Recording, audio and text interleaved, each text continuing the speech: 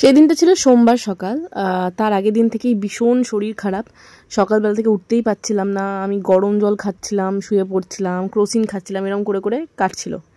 তারপরে সেটা ভাবলাম যে শুয়ে থাকলে তো হবে না, তো নদীকে একটু পড়তেও বসলাম। নদীর পড়াশোনাটার মানে অনেক গ্যাপ যাচ্ছে। সেই সব করে আমি একটু ওষুধ ফষুধ খেয়ে নিজেকে মোটামুটি ঠিকঠাক করলাম। সকালের দিকে ওই শুকনো মুড়ি একটু খেয়েছিলাম, আর দুপুরে অল্প হালকা একটু ভাত। বিকেলের দিকে রুকসানা ফোন করলো যে আয়, তুই ঘরে বসে থেকে কী করবি। তো ওদের সাথে একটু গল্প করছিলাম। শাহানার বাড়িতেও গেছিলাম, আমরা গল্প টল্প করে বাড়ি ফিরে যথারীতি খাওয়া দাওয়া সবারই ব্যবস্থা করা, আর আমার ওই ক্রসিং খেয়ে খেয়ে মোটামুটি দিন কাটছিল। কখন ফিরবে আজকে? কত দেরি হবে? সেই সমস্ত করে বাড়ি ফিরে খাওয়া দাওয়া করে 9:30টার সময় আমার কাছে ফোন আসে যে ঠাকুমার শরীরটা ভালো নেই। ডক্টর বলেছে নাকি মানে হসপিটালে ভর্তি করা তো হয়েছে, তার সাথে ডক্টর নাকি বলেছে যে আজকে রাতটা হয়তো বেরোবে না। তো সেইটুকু শুনেই জাস্ট আমি ফোনটা রাখলাম, দিয়ে ভাবছিলাম কি করব। দিয়ে আবার ফোন এলো যে নাকি ঠাকুমা তখনই মানে মারা গেছে আর কি, আমাদের ছেড়ে চলে গেছে। অভিষেক অফিস থেকে বাড়ি ফিরেছিল প্রায় 10টার সময়। দিয়ে এদিক ওদিক করে রেডি হয়ে আমরা বেরোলাম 11টার সময়। বিকেল 5:30 বাজে। তখন মানে আমি শাহানার বাড়িতে বসে বসে আমি আর রুকসানা খাচ্ছিলাম, চাটা খাচ্ছিলাম। তখন আমরা জানতাম না, আর তখন বাবা সেরকম কিছু বলেও নি যে ঠাকুমার শরীরটা এতটা খারাপ লাগছে বা কিছু। ঠাকুমা নর্মালি ছিল। ভালো করে করবি, যা তা করে করবি না, তুই ভালো করে মন দিয়ে করবি, তাহলে ভালো হবে, ঠিক আছে? বৃষ্টি হোক, হ্যাঁ খেয়ে আর লটকে গেছি মাটির মধ্যে, এত গরম না সত্যি। ওয়েদারটা খুব একটা গরম নেই বল, তো আজকে নিচেটা এই বাড়ির নিচেগুলো ঠান্ডা লাগছে না। নদী বুটি তোরা চান করবি না?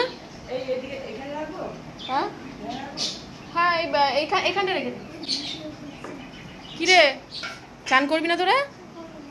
নয় চান করে না মামা, আজকে আমরা বেরিয়ে যাবো, সবাই বেরিয়ে যাবো, চলো চানটা করে নাও। না মামা, তোমরা তোমাদের বাড়িতে, আমরা আমাদের বাড়িতে। ব্যাকগ্রাউন্ডটা আবার অন্যরকম লাগছে, আপনাদের সবারই জানি, অ্যান্ড থাম্বনেল দেখে হয়তো বুঝতেই পেরে গেছেন। তো আমি কালকে বিকালবেলায়, কালকে না পরশু দিন, না হ্যাঁ আমি পরশু দিন গিয়ে পৌঁছালাম কলকাতা। তো একটা রাত জাস্ট কাটলো। তারপরে ঠাকুমার শরীরটা হঠাৎ করে ডিটোরেট করে আর কি। পিসিদের ফোন এসেছিলো, মেসির ফোন এসেছিলো যে ঠাকুমার নাকি আর মানে এমনই অবস্থা, ডক্টর বলে দিয়েছে যে মানে একটা রাতও কাটবে না। এমনিতেই ঠাকুমা প্রায় দীর্ঘ 6 বছর ধরে বেড রিডেন ছিলেন, কোভিডের সময় থেকেই বলছি। বাবা সে তত দিন ধরেই ঠাকুমার সেবা শুশ্রূষা সব করে যাচ্ছিল। কয়েকদিন ঠাকুমাকে হসপিটালাইজ করা হয়েছিল, যেরকম হয় বয়স। তবে ডক্টর বলেই দিয়েছিল যে দেখুন মানে বয়সজনিত ব্যাপার স্যাপার, তো তাই হয়তো ভালো হয়ে যেতে পারে, আবার হয়তো এরমভাবে 6 মাসও যেতে পারে, আবার 1 বছরও যেতে পারে, আবার 2 দিনও যেতে পারে। তাই আমরা কিছু সেরকম বলতে পারছি না। তো সেরকম দেখে বাবা বললো তাহলে হসপিটাল থেকে একটু ঠিকঠাক হলে হসপিটাল থেকে নিয়ে চলে আসবো। তো কালকে রাত্রেবেলা আমি ফিরেছি বাড়িতে, নদীকে নিয়ে একটু বেরিয়েছিলাম বাইরে, ফিরেই ফোন এলো যে ঠাকুমা বোধহয় আর নেই। তারপরে কনফার্ম হলাম মায়ের কাছ থেকে, যে মা বললো হ্যাঁ। তো মা বললো যে তোরা তো কালকেই দেখে গেলি ঠাকুমাকে, তো তোরা যদি না আসি, এত রাতে আর আসতে হবে না ড্রাইভ করে বাচ্চাটাকে নিয়ে। তাই বললাম যে না, মানে শেষ দেখা যাকে বলে, একবার দেখেই যাবো। তো রাত্রি 11টার সময় আমরা ওখান থেকে বেরোই বাড়ি থেকে, আর জামাইবাবুকে পিক করে নিই আর কি গাড়িতে। আর ওদিক থেকে পিউ, হিমাদ্রি আর বুটি ওরাও বেরিয়ে, মানে ওরা ওদের গাড়িতে, আমরা আমাদের গাড়িতে এসে পৌঁছালাম 2-2:30 নাগাদ। আমাদের জন্যেই মানে ঠাকুমাকে রাখা হয়েছিল আর কি, মানে শেষ যে কৃত্য সেটা করা হয়নি আর কি, গাড়িতে তোলা হয়নি তখনও। তো এসে আমরা 2:30টার সময় এসে পৌঁছালাম। 3টে থেকে 3:10-15-এর মধ্যে বোধহয় ঠাকুমাকে নিয়ে যাওয়া হলো শেষকৃত্য করার জন্য। আমরাও গেছিলাম সবাই মিলে ওখানে।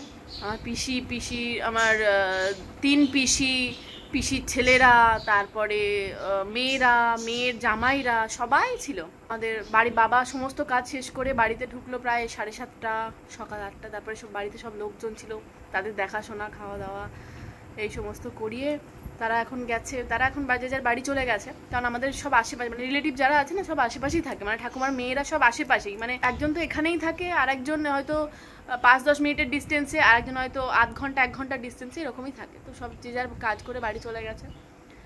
আর বাবা এখন রেস্ট নিচ্ছে, যতটা পারছি হেল্প করছি। আমরা কেউই ঘুমোইনি, বাবাকে বলছিলাম যে বারবার ঘুমো, তোমার শরীর ইয়ে করবে। তো বাবা এখন একটু হালকা করে রেস্ট নিচ্ছে। ওই ঘরে বুটি, নদী, হিমাদ্রি ওরা সব আছে, আর এই ঘরে আমি আর পিউ আছি। বড়দি হয়তো একটু পরেই আসবে। আমি মেজদিকেও ফোন করলাম, আমি বললাম যে দেখ এবার আমার হচ্ছে আজকেই যেতে হবে, ঠিক আছে? নদী স্কুলে প্রচুর প্রজেক্ট রয়েছে, যেটা আমার এখনো পর্যন্ত কমপ্লিট হয়নি। তারপরে সোমবার থেকে স্কুল খুলে যাচ্ছে। তো তো যদি আমি আরও 2-3 দিন থেকে যেতাম যদি আমাকে কাজে না আসতে হতো, বাট সবাই এত জোর জবরদস্তি করছে যে কাজে আসবি, সবাই আসবে, কাজে আসবি না। তো সেই জন্যই আমি ভাবলাম যে ঠিক আছে তাহলে এখন আজকে চলে যাই অভিষেকের সাথে। অভিষেক তো আজকে বেরিয়ে যাবে কারণ কালকে ওর গৌহাটি যেতে হবে।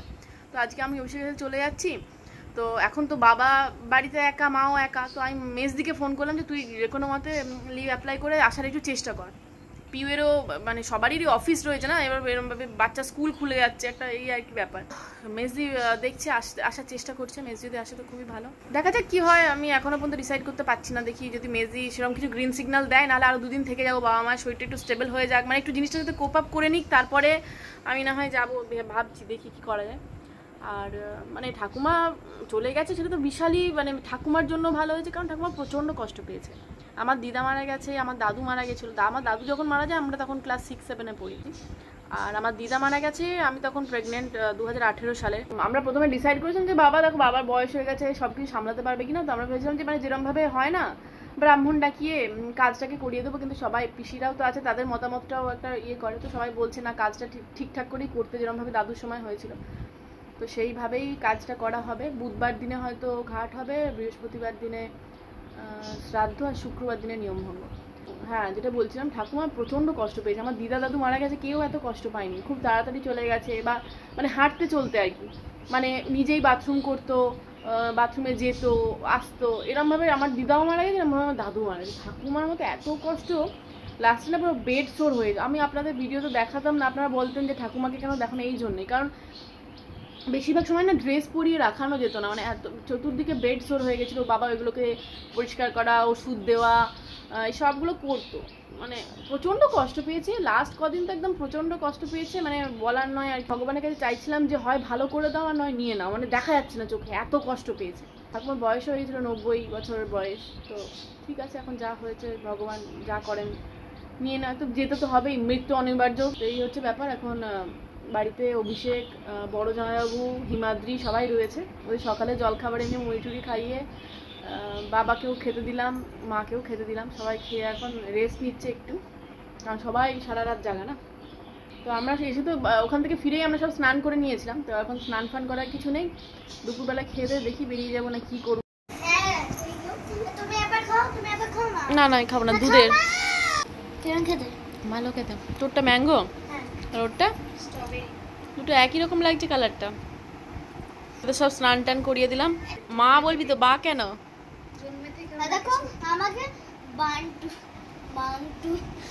এই বাচ্চারা কিছুই বোঝে না, আবার কি হয়েছে না হয়েছে চোখের সামনে দেখলো তা সত্ত্বেও।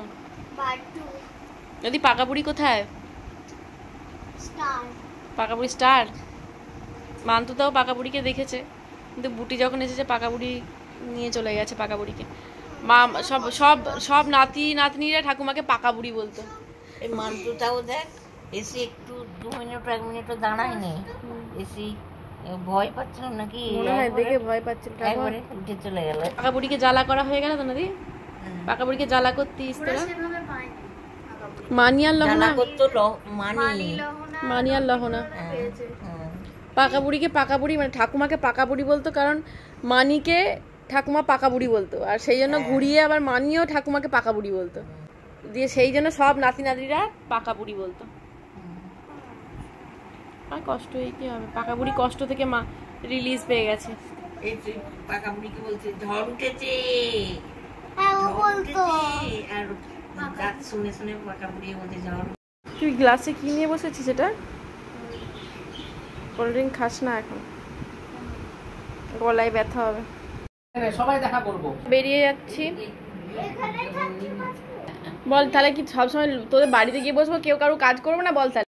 এখন দাঁড়িয়ে আছি রাস্তার মাঝখানে, হিমাদ্রি গাড়ি নিয়ে আসবে, ওই গাড়িতে বুটি আর পিউ, আর এই গাড়িতে আমি, জামাইবাবু আর নদী আর মিস্টার মুখার্জি।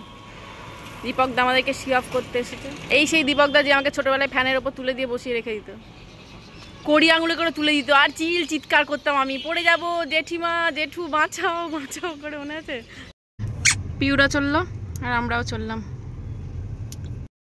এই জন্য এখন যেতে হচ্ছে, আমি একবারেই থাকতাম যদি গরমে ছুটিটা থাকতাম, যদি স্কুল খুলে যাচ্ছে তো মানে ঠাকুমার কাজে আসতে হবে। কারণ এই একটাই কারণ বাড়িতে না প্রচুর গেস্ট আসবে, এবার তাদেরকে বাবা মা একা হ্যান্ডেল করতে পারবে না।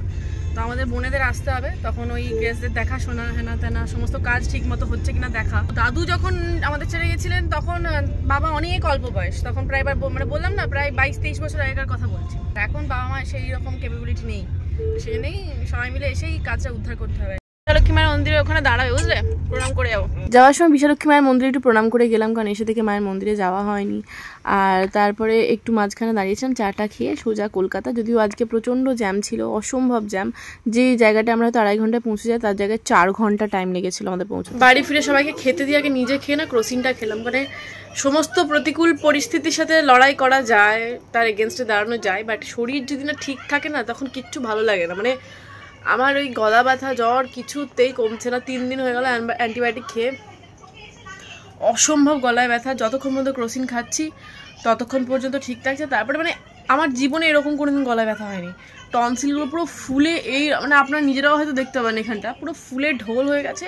মানে দিলেই, মানে হাত দিলেই ব্যথা করছে, অসম্ভব ব্যথা, কথা পর্যন্ত বলতে পারছি না এক একটা সময়। তো আমি এখন খেয়ে এখন একটা খেলাম, ক্রসিন খেলাম। আর কাল থেকে তো ঘুম নেই না, আমি বাড়িতে এসে না ফোন করে জানাইনি আমরা পৌঁছেছি কিনা, কারণ 10টা 10 বাজছে। যদি ঘুমিয়ে গিয়ে থাকি ফোন করে দিলে আবার উঠে পড়বে, দিয়ে আর ঘুম ভেঙে যাবে, আর ঘুমোতে পারবে না। সেই জন্য আমি ফোন করছি না। এখন আমরা শখের বাজার ঢুকছি তখনই বলে দিয়েছি আমরা প্রায় চলে এসেছি, আর 15-20 মিনিটের মতো লাগবে। তেমনি অসম্ভব জ্যাম রাস্তা, আমি কথাই বলতে পারছি না, এত ব্যথা লাগছে। তা গাড়িতে আমার ঘুম হয় না, মানে আমার প্রপার জায়গায় না শুয়ে ঘুমোলে ঘুম হবে না, এই হচ্ছে আমার বিচ্ছিরি টেন্ডেন্সি।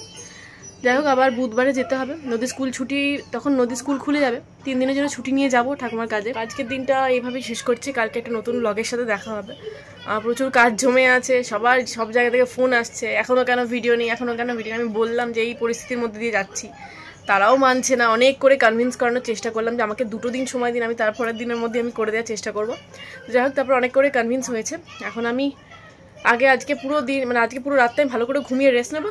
কালকে সকালে নতুন ব্লগের সাথে দেখা হচ্ছে। ভালো থাকবেন, সুস্থ থাকবেন, সবাইকে ভালো রাখবেন। আর হ্যাঁ, কাছের মানুষগুলোকে এখন বেশি করে সময় দিন, বেশি করে ভালোবাসুন, কারণ একটা সময় চলে গেলে তখন আপনার প্রচুর সময় থাকবে, বাট সেই সময় হয়তো আপনার পাশে কেউ থাকবে না। আমি এটা রিয়েলাইজ করি। যাই হোক, গুড নাইট।